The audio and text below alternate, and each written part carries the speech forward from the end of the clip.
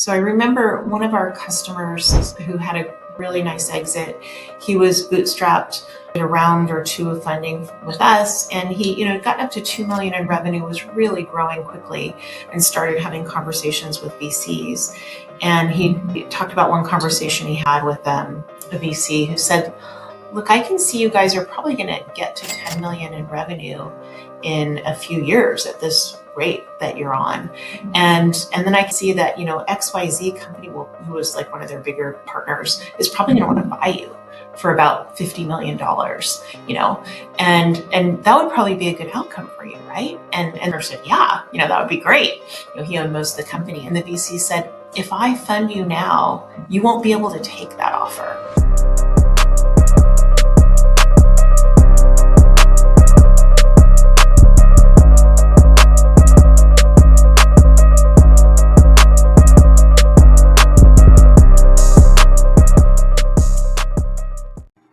Cool, guys. So I got another episode of the One Network here for you. I got Melissa with me, who is a serial entrepreneur, former venture capitalist, now doing a company called Lighter Capital, which I think is going to be super interesting if you guys are not familiar with revenue-based financing or how that works. Something that we talk about, Melissa, on this podcast all the time is, funding for companies, whether to go to the bootstrap route or not.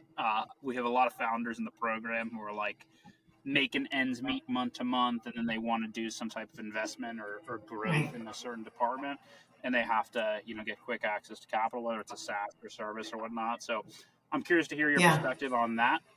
But for the audience of entrepreneurs, can you give us a background as to how you got to starting this company in the first place? How did you become an entrepreneur? Yeah. Well, thanks, Chris, Absolutely. and thanks for having me on your show. So I'm an entrepreneur. I didn't start Lighter Capital, but I ran two companies that had Nice. successful exits. The most recent one was an enterprise software company. It was to automate procurement for large corporations, and we sold that to Concur. And then I went and became a venture capitalist, and I did that for almost 2 decades, and most recently was running the venture capital arm of National Australia Bank's National Australia Bank's Venture Capital Fund. And in that role, I invested into Lighter Capital Okay. along with Silicon Valley Bank in 2018. Lighter Capital started in 2009 and pioneered this revenue-based financing for B2B SaaS companies. The model really resonated with me as an entrepreneur. For both my companies were bootstrapped and angel backed. And it really resonated because as a venture capitalist, you're saying no to 99 companies for every one that you say yes to.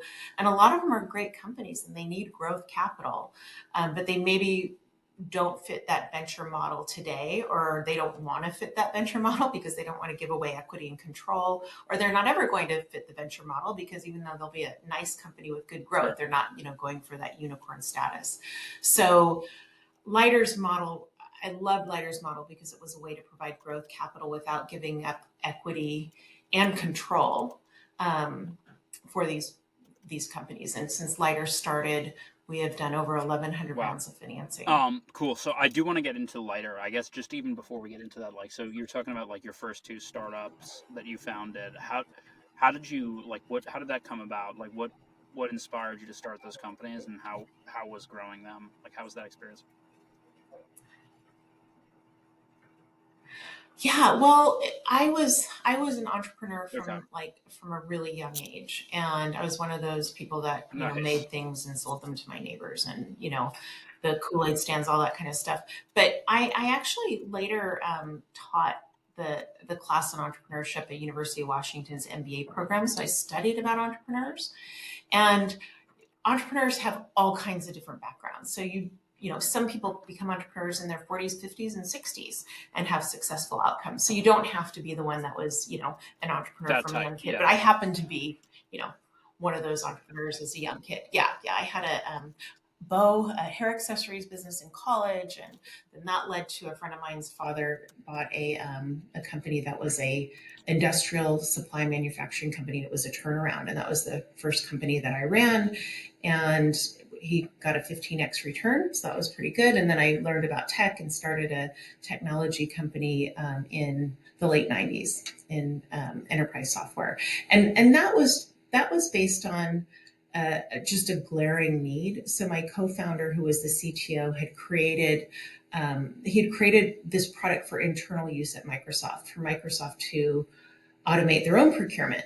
And every time they would show this product to um, external Microsoft customers to show the types of things you could build using Microsoft technology. Microsoft wasn't selling this product. People would say, "Where do we buy that? Where do we?" It was so obvious there was a product. And then we created the company. It was called Seven Software, and then we were in a hot space. So at the time, these are old names. You won't know them, but Ariba started and Commerce One started. So we were right in a hot space, procurement, and ended up being acquired by Concur Technologies. That's a company located here in Seattle, where I am right now. So I went through that path of, one was a turnaround, another was creating a company from scratch, and both had successful exits. And then I became a VC, and I realized, I funded a lot of people who were smarter than I was, worked longer and harder than I did at their businesses, and maybe didn't have the successful exit. So luck and timing does play into it a lot. And, I've been at this for a long time, and I see that more and more. If you're in the right space at the right time, and, you've got a good product and a good team and all of that, it helps, where sometimes you can have all of that. And if the timing's not right, you're not going to end up with the same outcome. Cool. So I guess transitioning back into lighter capital, what like interests you about that model, given your former experience? Yeah. Well, raising money from VCs is horrible. Most people would rather have a root canal. It's a long process. You'll get a lot of no's. It's kind of like, it's really a black box. You don't necessarily know why you're getting the no's. And what I love about Lighter's model is it's very transparent. It takes 10 minutes to fill out the application if you're a slow typer. And it takes, funding can be done in as little as a couple weeks. So we're looking at the data. We're looking at accounting, banking, and billing data, and providing an offer based on that. And if it's something that doesn't meet our funding criteria, we can tell the company exactly why. There's really hardly anything subjective that goes into our decision-making process. So it was very appealing to me, because I, as a venture capitalist, met with so many companies that, they were growing at maybe 20-30%, had good customers, and they wanted some growth capital. They'd been bootstrapped, sometimes venture-backed, angel-backed, but they wanted some growth capital, and VC wasn't the right path for them at that time. So I love just being able to fund and help. So breaking down, I guess, we have a lot of SaaS founders, both some early stage and some that have been around for longer, but what are like the current kind of revenue-based financing, or just revenue options, like in general? Like, what are the financing options in general for early stage SaaS, and how do they kind of compare to each other? Well, so I can talk about Lighter. So we are looking for companies must have at least 200,000 in annual recurring revenue. And they must have a variety of customers. So it can't be from, just one or two customers, because we're relying on future revenue to be paid off. We are industry agnostic. It could be anything with B2B SaaS. But in terms of when you say, what are your financing options? So there's dilutive. So that can be either angel or venture. There's, sometimes there's some grants available, and that's great non-dilutive capital, because you don't have to pay it back. And then there's revenue-based financing, where the payoff is a percentage of the revenue until the loan is paid off. So it's very, very friendly financing. And we also do a lot beyond the money to help our entrepreneurs grow. Cool. So in terms of like, why would a company want to go down? Like, obviously dilution was like the biggest thing, but are there any other sort of advantages to, I guess, control, you know what I'm saying? Other than dilution, what are like the advantages to going with like lighter capital as opposed to trying to raise just the ease? Yeah, well, Yeah, no, it's a really good question, and it's not just the dilution, but Yeah. it's also giving up the control. So I remember one of our customers who had a really nice exit. He was bootstrapped, did a round or two of funding with us, and he, got up to 2 million in revenue, was really growing quickly, and started having conversations with VCs. And he talked about one conversation he had with a VC who said, look, I can see you guys are probably going to get to 10 million in revenue in a few years at this rate that you're on. And then I can see that, XYZ company who was like one of their bigger, partners is probably going to want to buy you for about $50 million, and that would probably be a good outcome for you, right? And the entrepreneur said, yeah, that would be great. He owned most of the company. And the VC said, if I fund you now, you won't be able to take that offer. So because you will, we're going for something much bigger. So the VC was, great guy saying, I don't think this is the right path for you because you're actually going to give up optionality. And I think that's something that doesn't get talked about enough because once you're on that, VC growth path, which is great, if it's where you want to go and what you want to do, then you give up the option of if you do want to have an exit earlier on, even if it's something that can be very lucrative for the founder. So, you mentioned like sort of like some of the revenue targets, like starting at a low revenue, like 200K. Like, do you see like most of the founders coming into you? Like I saw Brandon Bornichin from Seamless, a guy that we know the company. What level are companies at usually where it's the best, RBF is like the best option for them to pursue? Yeah. So we have 200 as our minimum. We have a company that has over 70 million in revenue. That's an aberration. Even 200, there aren't a lot of companies that are that size that are looking for this funding. And that's because at that level, we're funding up to a half of a company's revenue. So, and when they're smaller, up to a third. So if you think of a company with 200,000 in revenue today, they could get maybe 70,000. And that might be, there's a lot of companies that take that. And that's like what enables them to, put together a marketing campaign, hire and pay for the first part of hiring their next salesperson. But the average company that comes to us has between 1 and 5 million in revenue, and they're looking for somewhere between a half a million and $2 million, usually to either create another product, hire some more salespeople, put on a marketing campaign. So I guess my next question is kind of like a further in that direction, which is that like you obviously know all these SaaS founders, or at least you know of kind of their strategies and stuff. Like how can a SaaS founder, if they're bringing in capital, like use it the best? Do you know what I'm saying? Like, is there any experience that you've had like where? Yeah. Because that's one thing, I've done a number of companies, a couple SaaS, and I'm like, like if I raised capital, like I'm already like tight with my margins and whatnot, but like if I raised capital, like where would that go? Where's that best to go in your experience? Or does it vary? Well, I think it's very company dependent. So if you have figured out product market fit and you know that $1 of marketing yields, $2 in sales and you have high gross margins, then you should just spend as much money as you can on marketing. Same thing if you know that if you hire the next salesperson, they are going to be able to sell this much, then get as many salespeople as you can. But a lot of times companies are still struggling with that product market fit, especially on marketing. People are struggling with where to deploy those dollars. But it's a pretty easy decision where to spend the money if you understand product market fit and you've already reached that point. So I would say there's probably not one right answer. Although there's not one answer that fits every company, but I would say that, just make sure you have plenty of runway. So that's probably the biggest mistake that we see when companies come to us because we don't fund companies that you have got you're looking at their receivables and all that to make stuff. payroll. Yeah. Um, Yeah. You want to come when I mean, it's an old adage, but when you least need it, and that's when you're going to get the best when you're deal. like like how to for a founder, like let's say with like 2 million ARR or whatever it may be, like what are the terms for them? Do you know what I'm saying? As because I'm familiar with.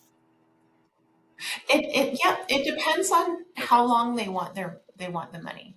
So so let's say they want the money for a year. And it's risk-based pricing, so it's going to depend on the company. But if they wanted the money for a year and they're borrowing $1 million, we would probably Right. say, okay, here's $1 million. You are going to pay us Got back 1.1 million. If they want the money for 3 years, it's going to be probably 1.35 to 1.4 million. So when you think about that dilution, so more companies want money for a longer period of time, but I mean, Chris, you're an experienced entrepreneur. Let's say you were trying to sell out of the company. selling Yeah. $1 million, or you were raising $1 million. What percentage of your company are you going to have to give away? I get it. Depending on where you are, but maybe 10%, 20%, 15%. So it's always less expensive. Revenue-based financing is usually much less expensive than equity financing, unless your company's losing value. Then you don't want to Your do it. company's going Yeah. the opposite direction in value, then Now, equity did financing you is cheap. with Yeah. Lighter Capital itself? Did the company raise money or use? Yeah, like how did the company raise money? Yeah. So Lighter Capital has an interesting origin story. It was founded, it was an unpublished research paper Okay. by a Harvard Business School professor, and one of our investors, our venture investors at Voyager Capital, went to HBS, had a close relationship with this professor, and read the paper that basically said there should be revenue-based financing. This was written in maybe 2006 or 7, but there should be revenue-based financing available for these tech companies, because venture funds such a few percentage of tech companies. Banks won't lend them money. If they can't go to friends and family or angels, they don't really have these options. And wrote this paper, and revenue-based financing should exist for these types of companies. So that really resonated with this venture capitalist. His name's Eric Benson at Voyager Capital. And because he was, like I was as a venture capitalist, you're turning down these companies all the time, and they're great entrepreneurs. They're growing at 20%. They're maybe close to cash flow break even. They just need some cash for more growth. And you're like, I can't really help you because you don't fit my venture model. So it resonated with him. So he got together with the Seattle Tech, the person running Techstars at the time, and Voyager, a venture fund, funded, the company initially. And I became the CEO 4 years ago, but I got involved in the company 6 years ago when I was running the venture arm of National Australia Bank. I was one of their partners.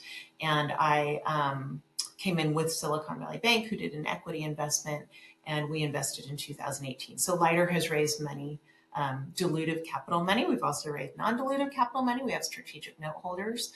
But the money that we lend to our customers, we have a $100 million facility from Apollo. So that's not dilutive. That's what's called a warehouse facility, and that's what we use to fund our companies. In terms of the company, in terms of founders that you've dealt with, are there any characteristics or commonalities that you've noticed among the most successful ones? Like, and this could be going back even to your VC days. Yeah. So, and it's interesting because I think if you're going down the venture route, sometimes it's a different profile. I mean, than a lot of the founders we fund. Now, a lot of the founders we fund go down the venture path. In fact, about 25% of the companies that we have funded either had venture funding at the time we funded or went on to get venture funding, but a lot don't. And I would say if you had to generalize, the difference is, if you're on that venture path, it's kind of growth at all costs, and that's slowed down in the last year and a half, where people are focused on getting to profitability. But it's still, you've got to be a high growth business, and the whole goal is getting the next round at a higher valuation than the last round, and then eventually, having an exit. Where there's a lot of our companies that are, they're looking at growing profitably, and some of them that are not even really focused on an exit. They're just focused on building a good company that's profitable and growing.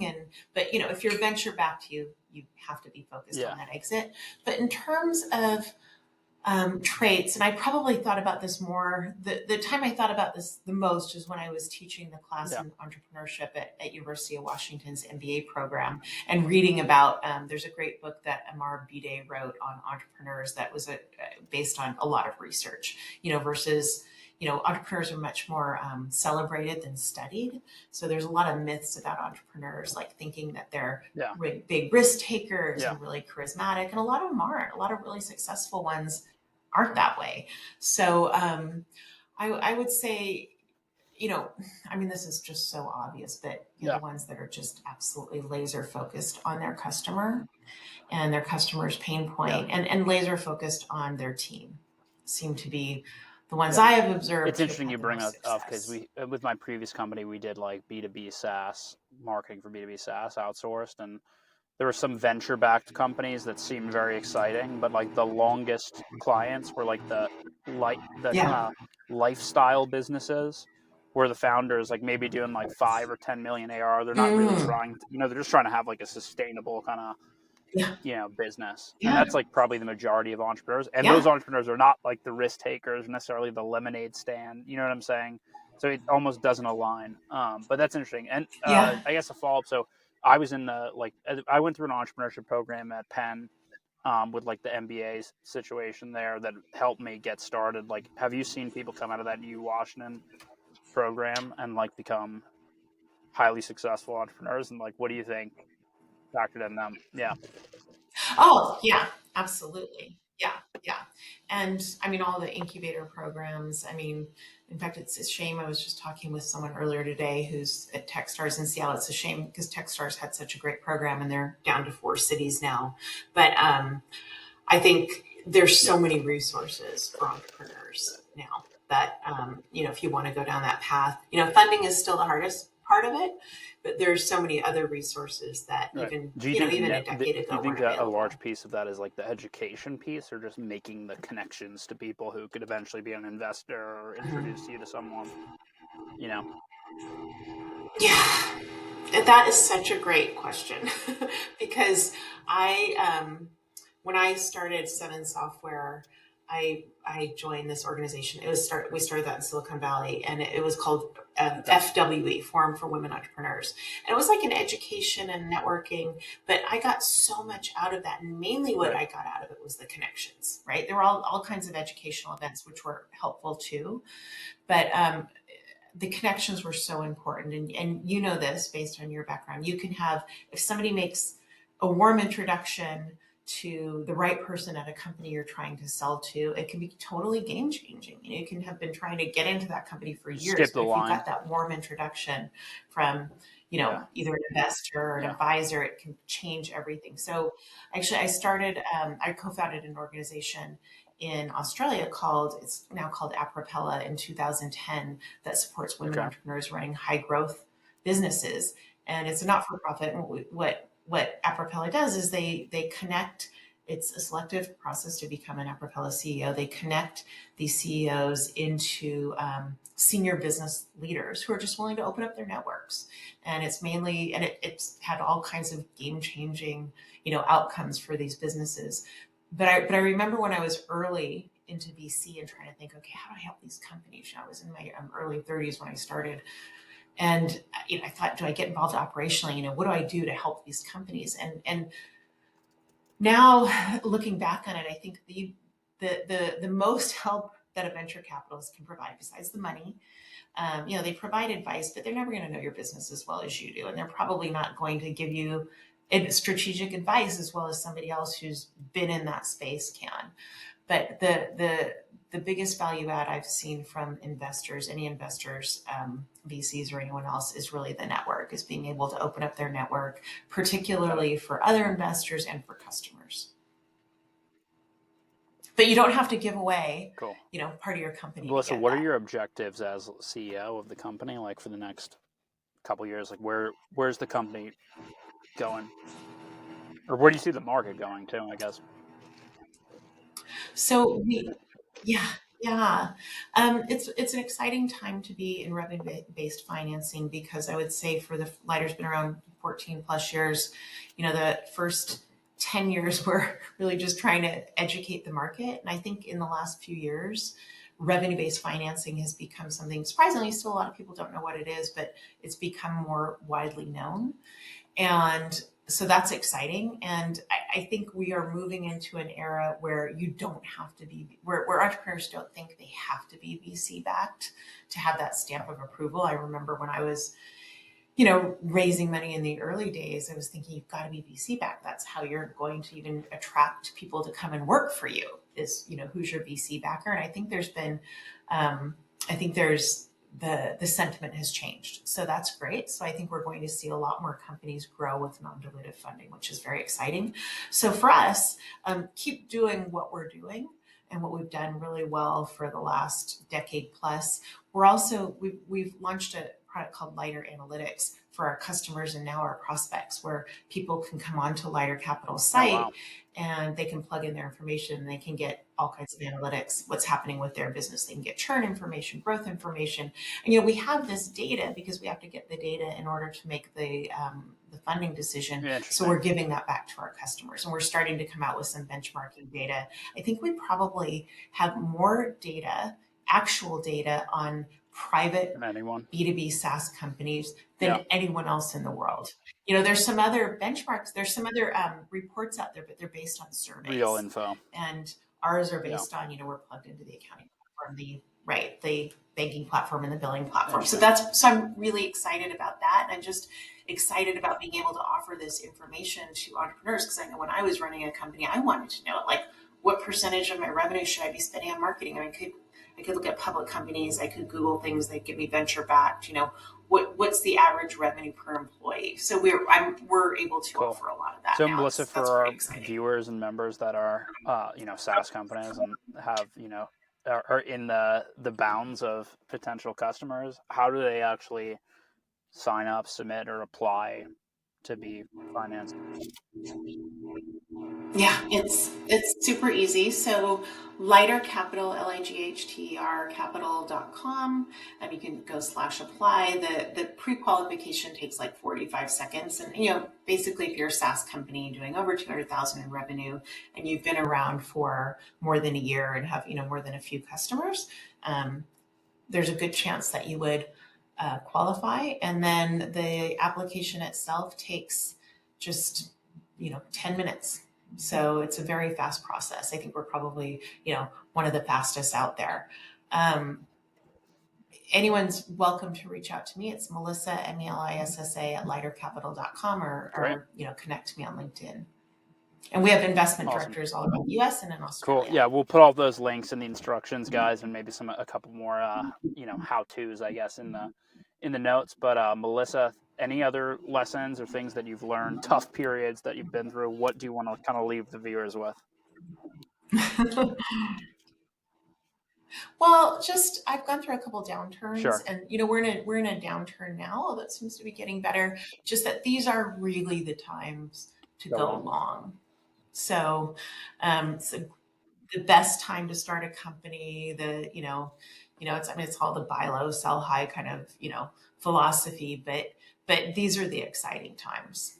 I mean, my biggest regrets in my career, I can tell you the companies I passed on, I have regrets on those, but are just not going harder in that, sort of that 2001, 2002 timeframe, 2009, 10, when things were low and everybody was afraid. Those were my biggest regrets. It's not going harder then. In the rough times. Yeah. I think that's a really interesting point. Cool. Melissa, thanks so much for coming on. It's the One Network. Yeah, thank you, Chris. It's great to chat with you. Storm.